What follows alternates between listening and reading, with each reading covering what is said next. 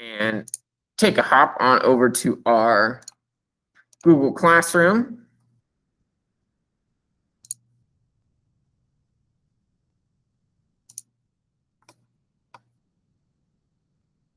If you have not already gotten it turned in, please make sure that you get this midterm turned in as soon as possible. For the most part, I think everybody in here has gotten it turned in already. But if you have not, then please do that soon. I've started grading them already. For the most part, people are doing really well on them, which I'm pretty happy about. But this is a big chunk of your grade. It's a 23-point assignment, whereas most of the assignments in this class are like 10 or 15 points at the most. So please definitely work on it. Definitely get it turned in as soon as possible. All right, so today we are going to be talking about chemical reactions. We've kind of already talked a little bit about chemical reactions back on like the second week of class when we talked about chemical changes. So you may remember I mentioned how in a chemical change, we start off as one set of substances and it turns into something different, some new set of substances that wasn't there before. That change, that transformation is called a chemical reaction.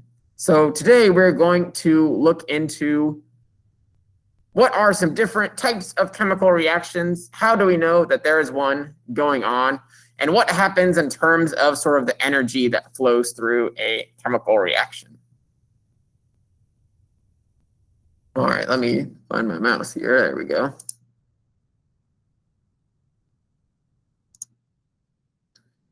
So like we talked about when we were back in the day talking about chemical changes, the biggest thing to remember about chemical reactions is that they change substances.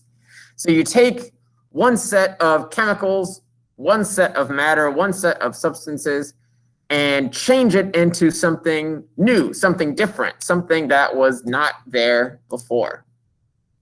So they undergo a chemical change in order to form new substances. So the chemical change is the actual process of turning from one type of substance into another one.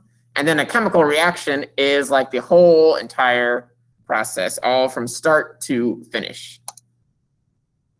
So some everyday chemical reactions that are happening all around us in the world that you may not be thinking about include things like growing, right? In order for you to grow, your body needs energy. And what's the way that your body needs energy? It takes the food that you eat and chemically changes it in a way that releases energy that your body can use. So it takes the sugar and the fiber and the proteins and stuff, and it chemically breaks them down and turns them into energy and proteins for our own body. So the process of growth, the process of breaking down food and digesting it and turning it into energy and new cells and proteins and stuff like that, that is a very, very important chemical reaction for us. Another one that you may see often is ripening. So when this tomato, for example, the way that you know tomatoes are ready to eat is that they are initially this very bright green color, but then over time they ripen and change to this red color. Banana, right? Starts as green. If you get like a very, very young banana from the store, it'll be green. And then after a couple days, it'll mostly be yellow and really good to eat. And then after about a week, it starts to turn brown and squishy and kind of gross, right? That ripening is a chemical reaction. The chemicals in the skin are changing, which is why the color changes. The chemicals in the fruit itself are changing from more starchy type chemicals to more sugary types chemicals. That's what makes ripe tomatoes and bananas a lot more pleasant to eat than super unripe bananas and tomatoes, right? I don't know if you've ever eaten a banana that was like really green or still was kind of green and kind of yellow, but it's really kind of starchy and not as sweet and a little bit harder to eat than a normal banana. That's because it is not fully ripened yet. It's not gone through this chemical change to go from lots of big starchy molecules to smaller sugary molecules. Decomposing is another one. It's basically similar to growing, but for stuff like fungi and mold and bacteria and stuff, right? They're taking this old food, this dead material, and they're breaking it down into new substances that they can use for energy. And then also a major chemical reaction that we talked about when we talked about chemical changes is combustion and burning stuff, right? You start off with this big log, this big wooden log, and then as it burns, it's being changed into carbon dioxide, smoke that's going up into the air, and ash that's being left over on the ground. And that smoke and that ash are very different substances from the wood log that we started with. So in all of these kind of normal everyday chemical reactions, we're taking one set of substances and forming new things, different things than what was there before. That's what chemical reactions and chemical changes are all about. Shifting around those chemical bonds, breaking some bonds, creating some new bonds, and making new substances. So when a chemical reaction is going on, there are a couple of things that you can look for to tell you that there is a chemical reaction happening. One of them includes things like bubbles appearing. So I talked about this when we talked about the chemical changes, about how like if you mix the baking soda and vinegar, you get that big bubbly volcano mess. That's due to a chemical reaction and the bubbles that appear from it. If you drop the Alka-Seltzer tablet into the water glass and all of a sudden it starts fizzing and bubbling, that's lots of bubbles appearing because you're creating a new gas when the tablet and the water interact and react with each other. Or you could also potentially have the opposite process where instead of getting bubbles and a new gas forming, you could get a new solid forming. So in science, we call this a fancy word. It's called a precipitate. So a precipitate or a new solid forms in the bottom of the test tube. So like if you are doing a scientific experiment and you mix two liquids together and you stir it up, and then all of a sudden these solid particles start forming on the bottom of your glass, that means that some sort of chemical reaction has happened and has created a new solid. You could see a color change that occurs. Now, when I say color change, I want to be clear that I'm talking about a new color that appears. So this does not mean that you're making some Kool-Aid, and so you take the purple Kool-Aid powder and you mix it into the water, and then the water is now turning purple. That is not a color change due to chemical reactions. That's a color change because you put something purple into something clear and made it purple. This color change would be like the ripening that we saw earlier, right? So the tomato goes from green to red. The banana goes from green to yellow to brown. Those color changes are due to chemical reactions. So there's the chemicals reacting in the skin that are changing and ripening over time, result in a different type of light being reflected, different amounts of light being reflected. And we see that as color. So to us, it looks like the color of the thing is changing because there's new chemicals in there that reflect the light differently. But that's the kind of color change we're talking about. There's also, if you've ever seen like somebody at the pool or something, when they have to do the chemical tests, they get the water in the little thing, and then they put the like clear liquid drops in and swirl it around. And then sometimes it turns like yellow, or sometimes it turns purple to tell you what the pH is or what the chlorine level is, or stuff like that. Those are also chemical reaction types of color changes. So when you have a new color appear that was not there before, that is a color change. You could have a temperature change as well. So obviously, if something is combusting or burning, it's going to be very hot. Another good example of this is, we don't really use them down here in Texas because the wintertime doesn't get very cold, besides that one freak ice storm back in February. But when I lived in Ohio, something that I found very handy were hand warmers. There are these little packets that look kind of like those, like the silica gel things you get in your shoes when you buy new shoes that like you're not supposed to eat because they keep the shoes dry or something like that. So there are these little packets that normally just sit there, but when you're ready to use them, you squish them together and then you slide them up under your glove. And when you squish them together, you cause the two chemicals that are in there that were held apart, you make them mix. And when those chemicals mix, they start going through a chemical reaction that gives off a lot of heat. And so in Ohio, it's handy because it can keep your fingers and your toes nice and warm inside of your gloves or inside of your boots.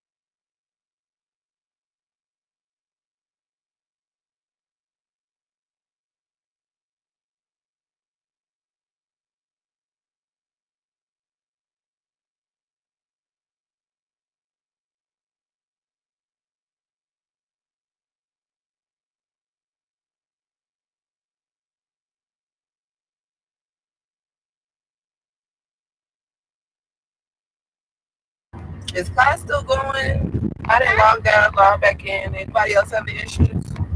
Yeah, my computer is freezing on my end. Okay, because I thought it froze and then I logged out, logged back in, and I sent a couple messages. Thank you. Whew. Okay, sorry, that was my bad. Something funky happened with the internet over here, and it dropped me out for a minute or two. Hopefully that doesn't happen again. But thank you guys for being here and sticking around through that. I appreciate it.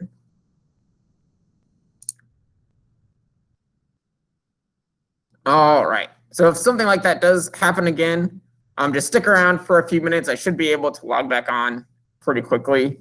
And if not, then I'll make sure to send you guys a message or like a text or something about what's going on. All right. Could be. So, here we go. Chemical reactions.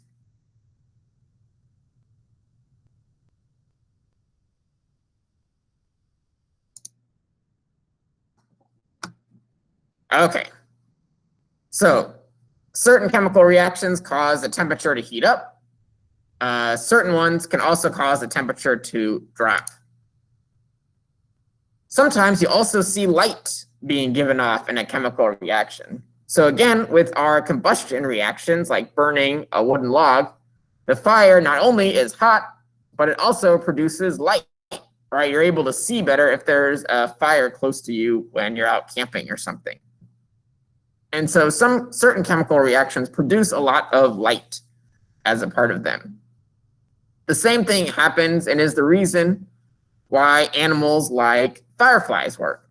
So fireflies have that little section of their butt that lights up and like glows and turns off and glows and turns off. They're able to control that due to a chemical reaction in certain cells in their abdomen.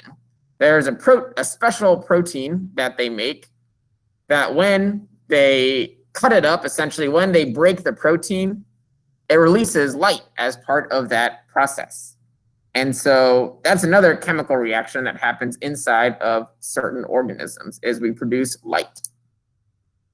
You can also, if we want to bring in some of our other senses besides just observing things with our eyes, certain chemical reactions will also result in a change of smell or a change of taste. So again, think back to the fruit that we were talking about earlier. As stuff becomes ripe, right, it starts off, especially like think about a banana. Green banana, very, very starchy, kind of chewy. Then as it becomes more yellow, it becomes a little bit sweeter. The taste changes. It's a little bit easier to eat.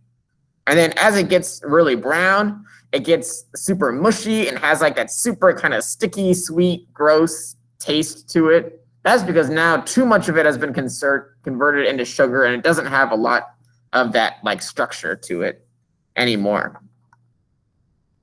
And so things changing in smell or taste could be a sign that a chemical reaction has happened in that food. The same thing happens a lot when you're like baking or cooking, right? So cooking is all based around chemical reactions that happen in food when you heat it up or when you leave it somewhere hot for a long time. A really famous one is called the Maillard reaction, and it's what happens when you take meat and put it directly onto a heat source.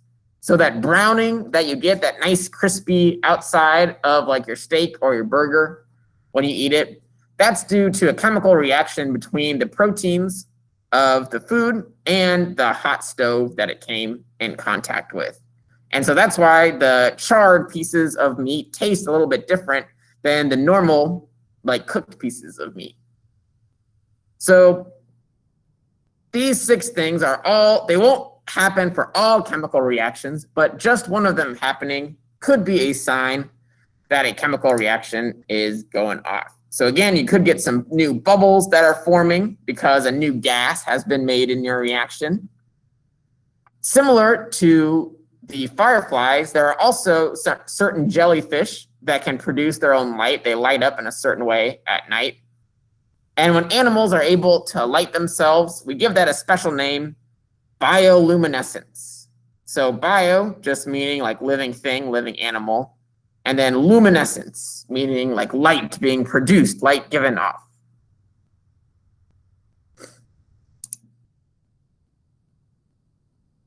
All right, does anybody have any questions about chemical changes or chemical reactions so far? Anything that you're still a little bit confused about, a little not sure on? Is there an end to the reaction? Mm-hmm.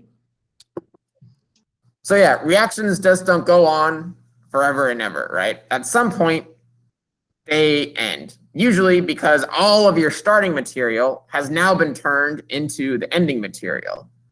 So like a wooden log isn't going to burn forever. While it's burning, it's going through that combustion reaction. But eventually you're going to run out of log. It's all going to be smoke or it's all going to be ash. And so when that happens, then your reaction is over.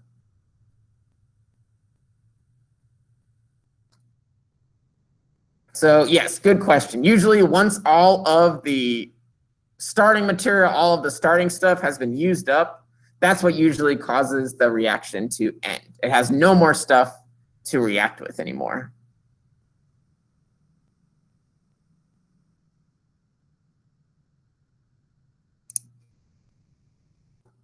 All right, good question. So speaking of dealing with your starting and your ending stuff,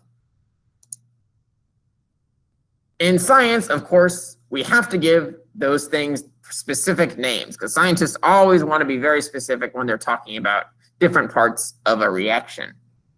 So in a chemical reaction, in this chemical change, we have our substances that react together, so our starting material. And so scientists gave them the very, very clever name of reactants. The reactants are the things that react together. Similarly, when they were trying to name the stuff that's made, they said, okay, well, we have some stuff that's produced at the end of the reaction, so let's just call that the products. So the products are what we end up with. They're the stuff that is our final material in our chemical reaction. So a lot of times you'll see a chemical reaction written in this kind of way, sort of similar to a math problem, where you have some starting material over here on the left-hand side. So that's always where the reactants are going to go, are over on this side of the reaction. And then an arrow showing that these guys are yielding or producing or turning into. So this guy is kind of like the equal sign in a math problem. And then we end up with our products, the stuff that is being produced by the chemical reaction. So these products, these are the new substances that we are making. These guys are different from the reactants. They look different. They have different properties. Maybe they smell or taste different. Maybe they're a gas now or they're a solid now. But whatever it is, the products are different from our starting material, different from our reactants. So we start off with our reactants. They, just like their name suggests, react together and create this new or these new products, these new substances that are produced at the end of the products. So the reactants are going to turn into our products. That's what the little arrow down here represents. We start off with the reactants, and then they turn into our products. So that's sort of like the basic general concept of how a chemical reaction works. But let's look at a little bit more specific example. So this might seem a little bit complicated at first. Don't worry about it. You don't have to memorize any part of this. But this is the chemical reaction, I'll show you in a second, for an extremely important reaction that happens on Earth called photosynthesis. You may have heard of this before, you may have not. Does anybody in the chat know or remember what photosynthesis is? Like, what does photosynthesis do? Who uses it? Anybody know?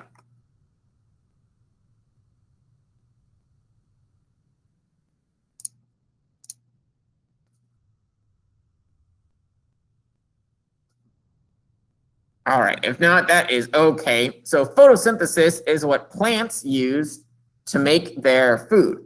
Plants, as most of you should know, don't have to eat other animals or other organisms to make their food. They can get all their food from sitting in the sun.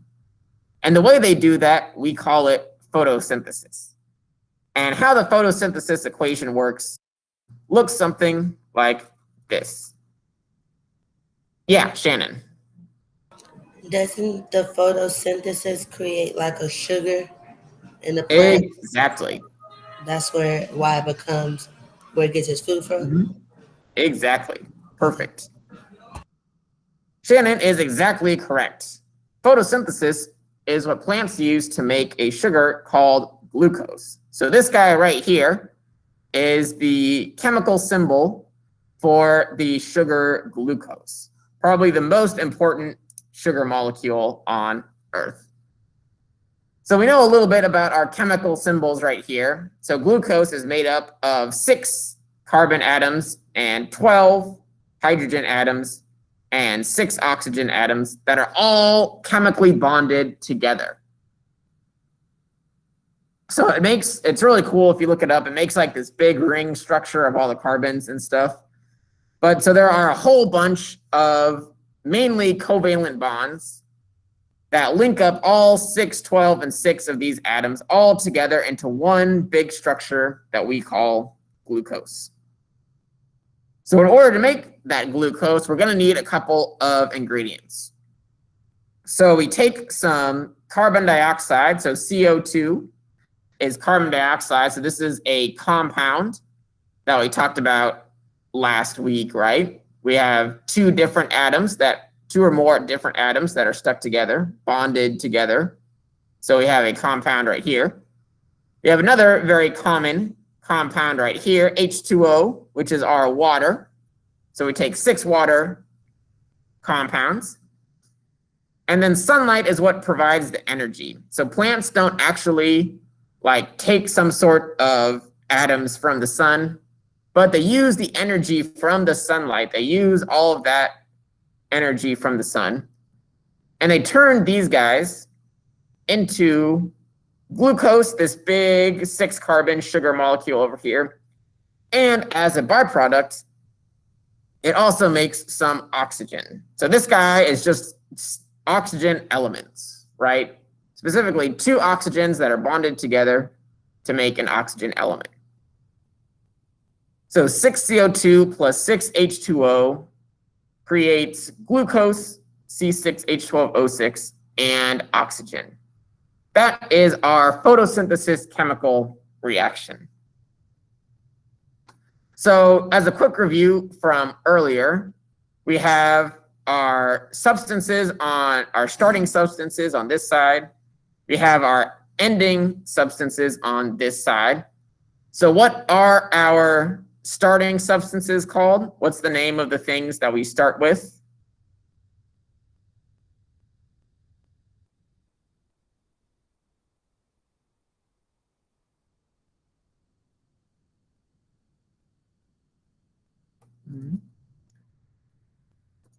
We just talked about it. It starts with an R. Chemical reaction? No, I'm Close. sorry, what was the question? The question was, what is the name of our starting substances? What do we call the stuff that react together in a chemical reaction?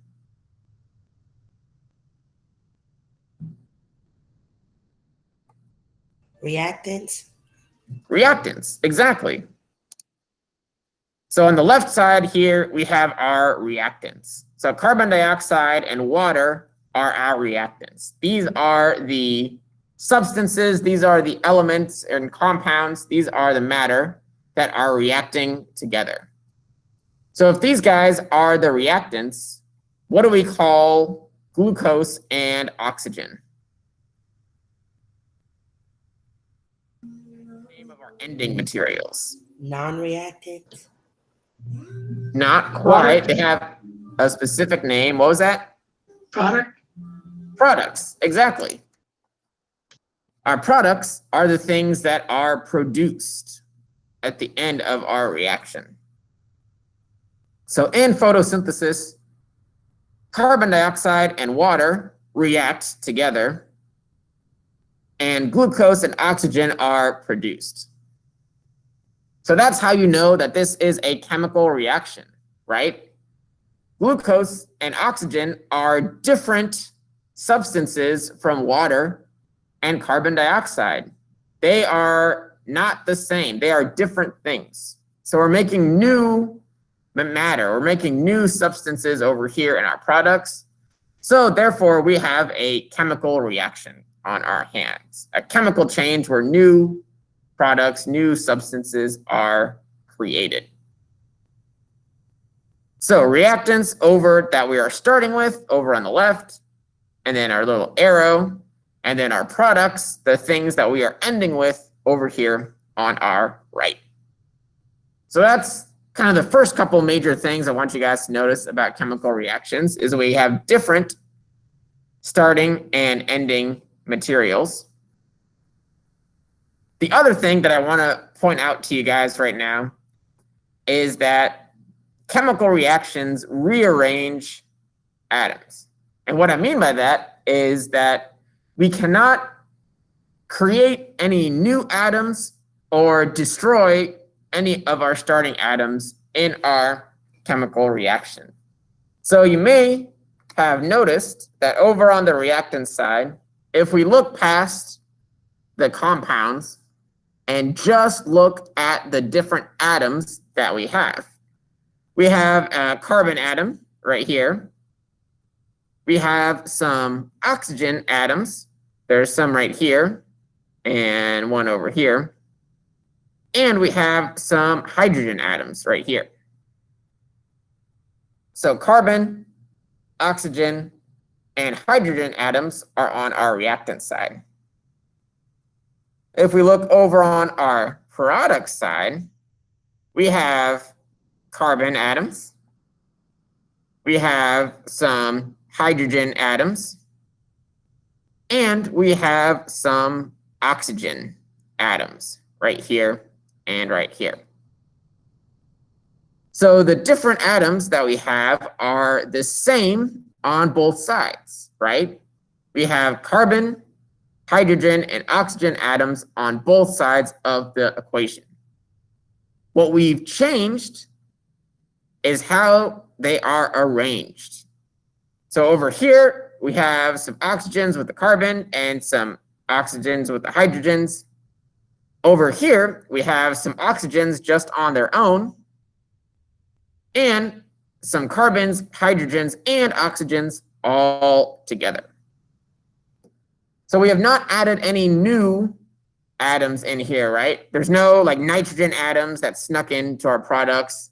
There's no silicon or iron that's popped up over here. It's still all carbon, hydrogen, and oxygen, just like the atoms that we had at the beginning. We also did not destroy any atoms. We have carbon, oxygen, and hydrogen over here, and carbon, oxygen, and hydrogen over here. So in a chemical reaction, we have to have the same types of atoms on each side of the equation.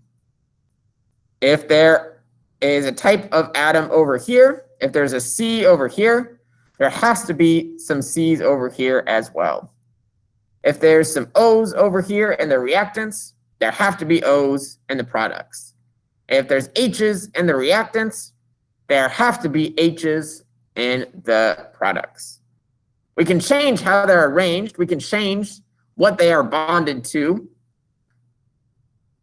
Like over here, there are no H's bonded to these C's or O's. But over here, we have C's, H's, and O's all bonded together. So that we are allowed to change. What we cannot change is what types of atoms that we have. So whatever atoms we start with, we have to end with those types. We can just rearrange how they are connected to each other. We can make new structures, we can make new types of compounds and new substances, but we have to use the building blocks from the reactants. We have to use the different types of atoms that we can find in the reactants. All right, so we have our starting reactants. We have our ending products. We're changing what we have. We're changing the compounds and the substances from one side to the other.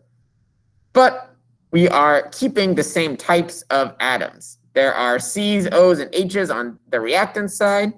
So that means there have to be C's, O's, and H's on the product side as well. We can't create any new atoms in the products. We can't destroy and take away atoms from the reactants and not have them in the products. There have to be the same types. They can just be rearranged and built up in different ways. All right, so I know this is a whole bunch of stuff about chemical reactions and atoms that I just kind of threw at you guys. Does anybody have any questions, anything that you're still a little bit confused about or a little bit not sure about with our chemical reactions so far?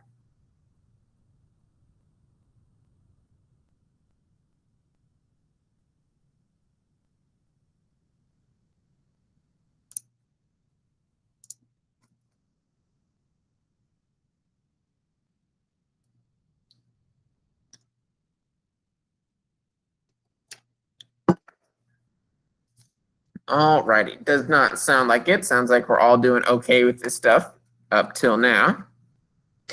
So moving on from here.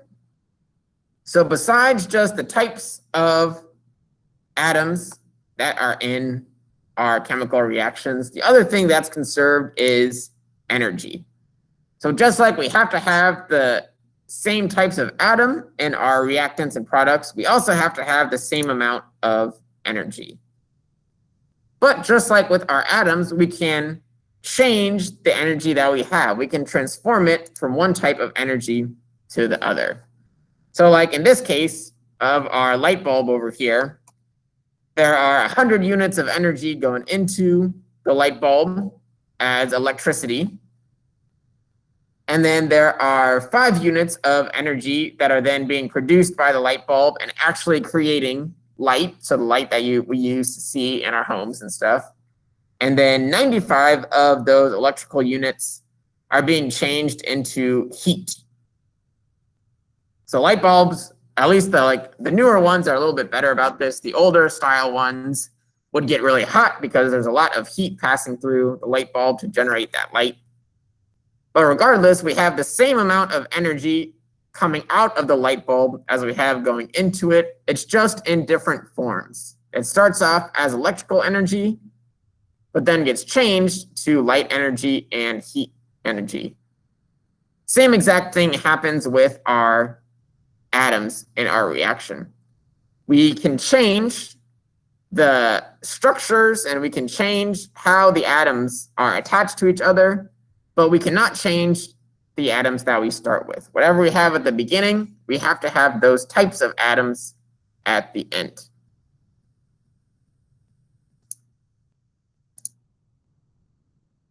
So if we think back to our photosynthesis example that we were just looking at, carbon dioxide and water being turned into sugar and oxygen, the plant gets the energy it needs to do photosynthesis from the sun. So the sun is providing all of this light energy that then is hitting the leaves of the plant. The plant is then turning that energy into chemical energy. So first it's turning it into sugars, and then later on it'll turn those sugars into cellular energy that can be used to grow new roots or grow new leaves or maybe grow some grapes or some apples or whatever. And then, when we eat the plant, when we eat the fruit or eat the vegetable part of the plant, we are then taking the chemical energy from the plant and turning it into our own chemical energy, the energy that we use to power our bodies. So it started off as light energy, and then it got transformed into plant chemical energy, and then it got transformed into people chemical energy, or changing it from one form into another. So when we're thinking about the sort of interaction between chemical reactions and the type of energy that they are dealing with, in general, chemical reactions fall into one of 2 different camps. There can be chemical reactions that produce and give off energy, or there can be chemical reactions like our photosynthesis one that we were just looking at that can absorb energy. So like plants absorb energy from the sun and turn it into sugar. But there are other types of reactions that produce energy. So like the chemical reactions happening inside of the sun, for example, are producing a lot of energy. And so we call those types of chemical reactions exothermic reactions. So exo is like a scientific prefix, meaning like giving off or going out or leaving, stuff like that, or going to the outside. And then thermic, meaning thermal, like heat. So exothermic reactions release energy to the environment, usually as heat. So exothermic energy reactions are really good at heating up their surrounding area because of all the energy they are giving off. So when we digest food, one of the reasons why we're able to maintain a high internal body temperature is because of all of the chemical reactions going on in your stomach when you digest food. Same thing with when mold and bacteria and fungi and stuff decompose dead tissue. Also, those combustion reactions that we were talking about earlier. So like burning wood or burning fuel of any sort produces a lot of heat, right? Even if it's like fall or winter time and it's kind of cold outside, if you've been driving your car for 15, 20 minutes and then park somewhere and walk out and feel the hood of your car, it probably feels pretty warm.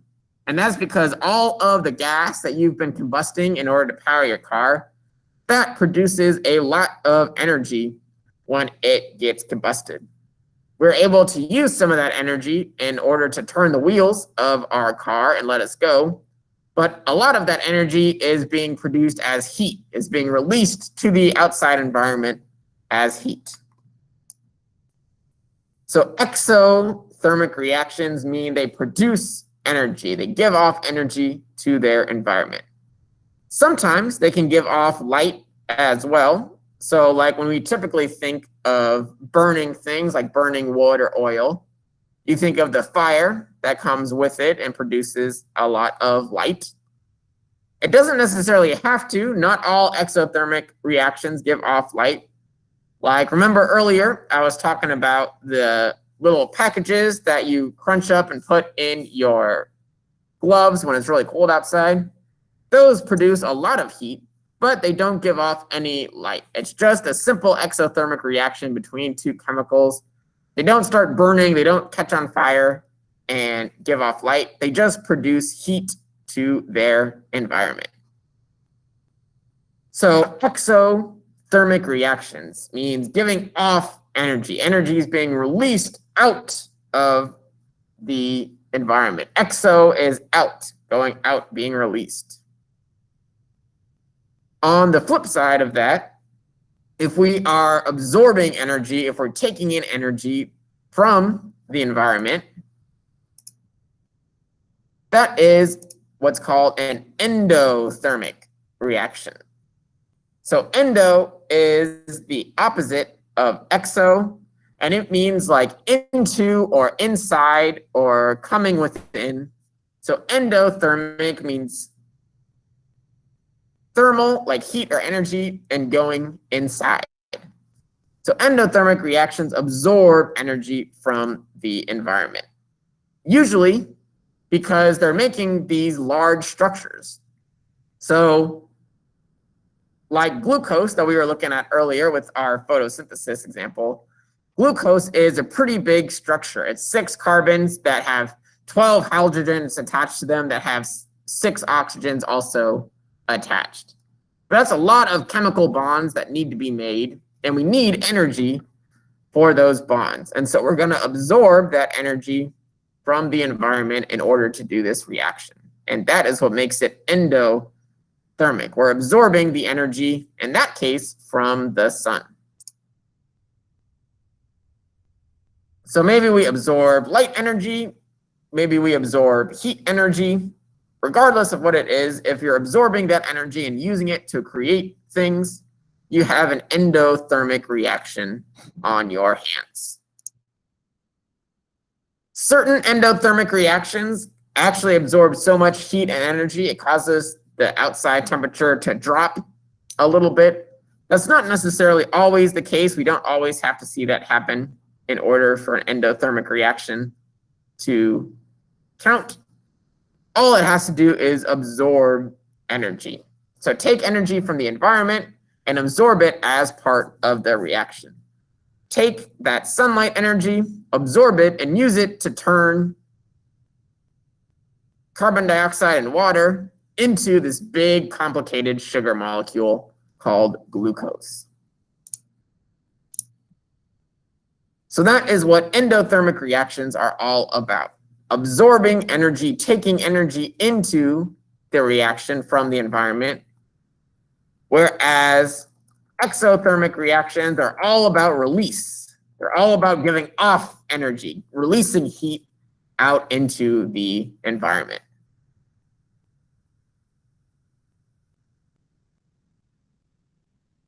All right, so does anybody have any questions on exothermic or endothermic reactions?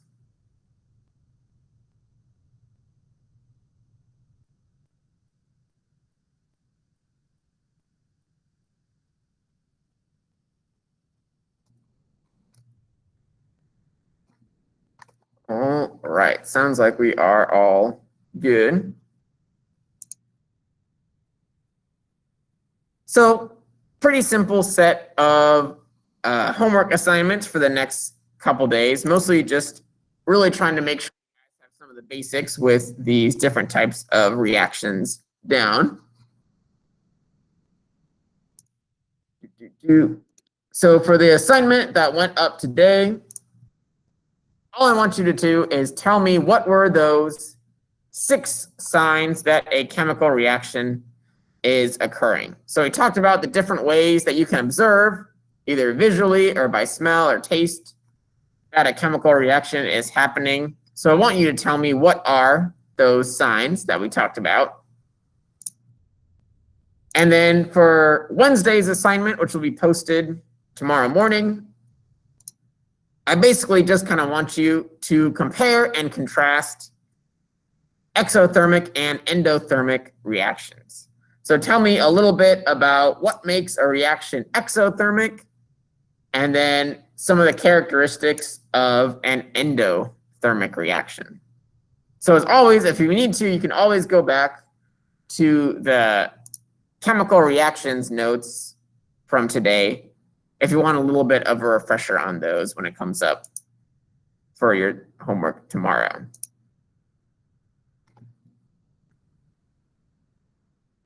All right. Anybody have any questions about today's assignment, tomorrow's assignment, or anything about chemical reactions that I've talked about so far here today, this afternoon?